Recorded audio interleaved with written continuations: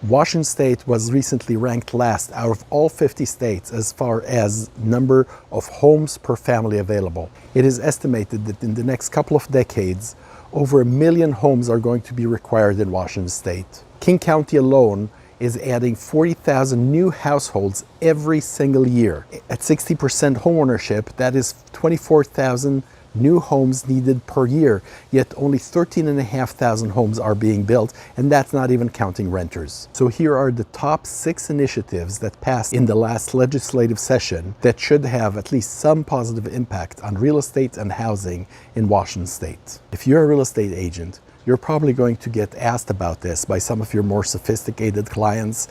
You need the information to be able to intelligently answer their questions, but feel free to contact me if you need more. First up is the Leaseback Initiative. This exempts leasebacks from the Landlord-Tenant Act, making it easier to agree on the terms when the seller needs it. It comes with 2 prerequisites. Number 1, the length of the leaseback cannot exceed 3 months. Remember, if you're buying the home as your primary residence, you have to move in within 60 days, so that is what will set the higher limit of the leaseback and not this new act. And number 2, the seller must be representative by either a real estate broker or by an attorney. Number 2 is the Real Estate Agency Act. This is an update to an existing act. It takes effect January 1st of next year, and it requires real estate buyers to sign a buyer's agency agreement with their agent, specifying how much commission the agent stands to make and where the money is coming from, offering more transparency to all sides. If you're a real estate agent and want to do a complete interview just on this topic with me, let me know. At number 3, we have a bill that tries to address the missing Bindle housing. These are the homes in between single-family residences and large apartment complexes.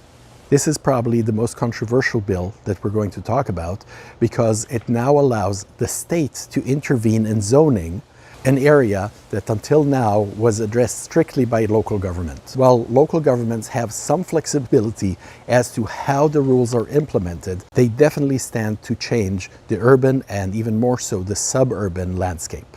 We'll start with communities of 25 to 75,000 people.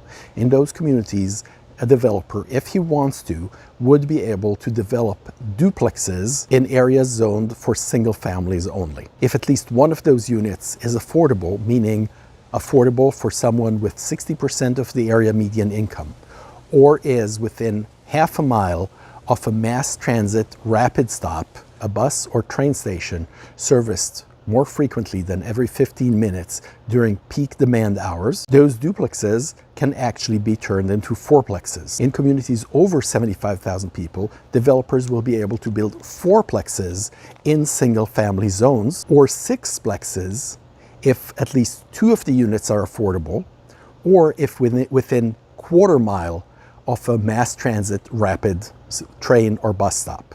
Note that these are mandates on the local governments, not the developers. And although there can be additional restrictions applied, such as a minimum lot size and conformance with the architectural design of the neighborhood, from the developer's perspective, it's just a numbers game. If the numbers add up, they can build it. At number 4, we have the Accessory Dwelling Unit Bill. This bill requires all counties within the greater metropolitan area, GMA, such as Seattle-Tacoma, to allow up to 2 dwelling units with a minimum of 1,000 square feet per lot. They can be attached, detached, or one of each. This is a great opportunity for developers as well as existing homeowners to build those units, enjoy the extra cash flow that will help with today's rising living expenses, and take a bite out of the housing shortage in our area. At number 5, we combine 2 acts that address condos and townhomes. Those types of properties are often considered stepping stones to homeownership,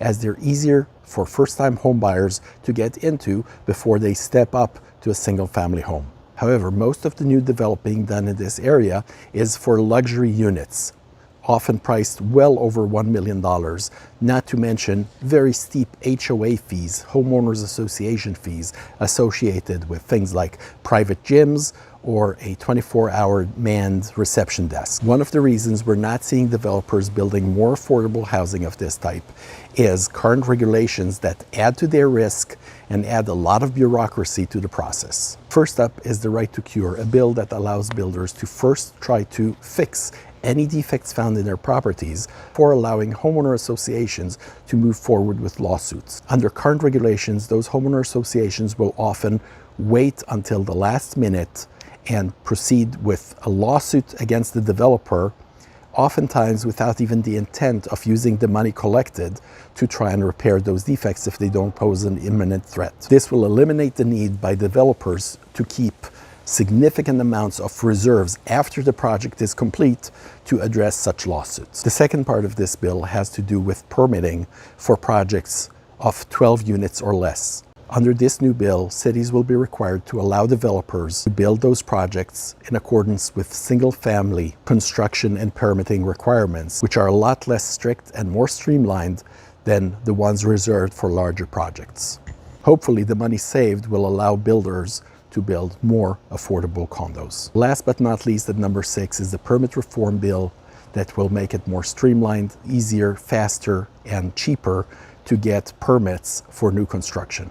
Where do I fit into all of this? First off, I want to keep you informed on everything that is going on in the real estate and mortgage markets.